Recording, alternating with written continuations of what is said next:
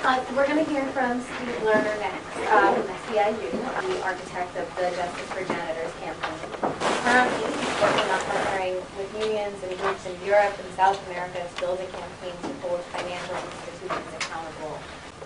It seems to me that we're in a moment where we need to figure out in a much more direct action and much more concrete way how we really are trying to disrupt and create uncertainty for capital, for how corporations operate. And it may sound like that's a crazy thing, in a moment of weakness we can do it, but the thing about a boom and bust economy is it's actually incredibly fragile, because it's not based on real wealth. It's based on gambling and all of that. And so there are actually extraordinary things that we could do right now that would start to destabilize the folks that are in power and start to rebuild their movement. And for example, 10% of homeowners, going back to where you started, who are a quarter of all people who own a home are underwater, right? Their home is worth, they're paying more for it than it's worth.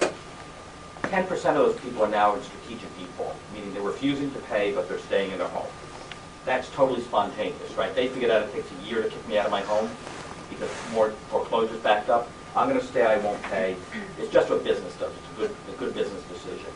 If you could double that number, you would put banks on the edge of insolvency again. And so the question would be, what would happen if we could organize homeowners en masse to do a mortgage structure?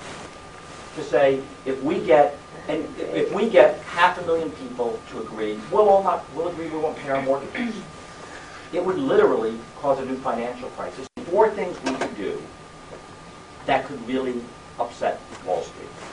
One is if city and state and other government entities demanded to renegotiate their debt because they're paying too much interest. And you might say, well, why would the banks ever do it? Because cities and counties could say, we won't do business in the future with you if you don't renegotiate the debt now, meaning about 1/3 of bank profits generate from dealing with cities and states. So we could leverage the power we have of government to say, we won't do business with you, JP Morgan Chase, anymore, unless you do 2 things. You reduce the price of our interest, since your interest rate is down, and second, you rewrite the mortgages for everybody in the community so they can stay in their home. We can make them do that. The second thing is, there's a whole question in Europe now about austerity and students raising the question of a debt strike. What would happen if students said, we're not going to pay? It's $1 trillion. Think about the Republicans screaming about debt, $1 trillion in student debt. There's a third thing that we could think about. What if public employee unions, instead of just being on the defensive, put on the collective bargaining table, when they negotiate, they said, we demand, as a condition of negotiation, that the government renegotiate. We believe in good financial management. It's crazy that you're paying too much interest to your buddy, the bankers. It's a strike issue for us. We will strike unless you force the banks to relieve the debt of the city. I'm not going to go through all the detail except to say there's extraordinary things we do, and then if you add on top of that, if we really thought about moving to the kind of disruption in Madison, but moving that to Wall Street and moving that to other cities around the country where we basically said, you stole $17 trillion, you've impoverished us, and we're going to make it impossible for you to operate. Labor can't lead it. We're a critical part of it. We do have money. We have millions of members who are furious. But I don't think this kind of movement can happen unless actually community groups and other actors take the lead.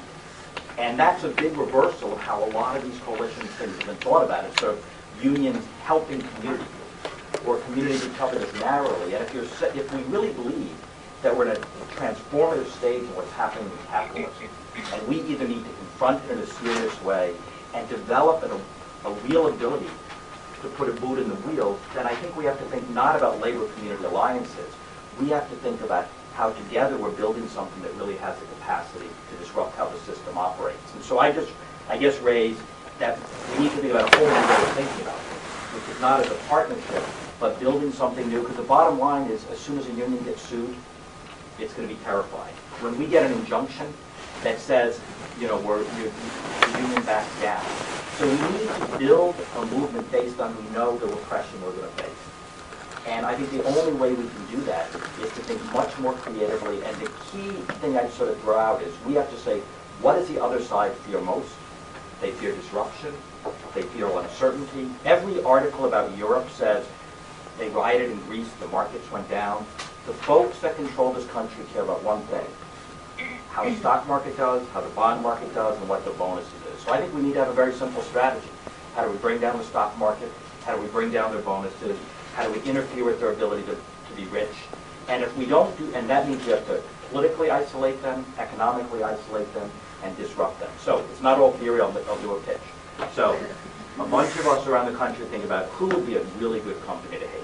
We decided that would be JP Morgan Chase, based here in New York. And so we're going to roll out over the next couple of months what will hopefully be an exciting campaign about JP Morgan Chase that is really about challenge the power of Wall Street. And so what we're looking at is in the first week of May, can we get enough people together, we're starting now, to really have a week of action in New York with the goal of vote. I don't want to give any details because I don't know which police agents are in the room. But the goal would be that we would roll out in New York the first week in May. That we would connect 3 ideas. That we're not broke, there's plenty of money. They have the money, we need to get it back.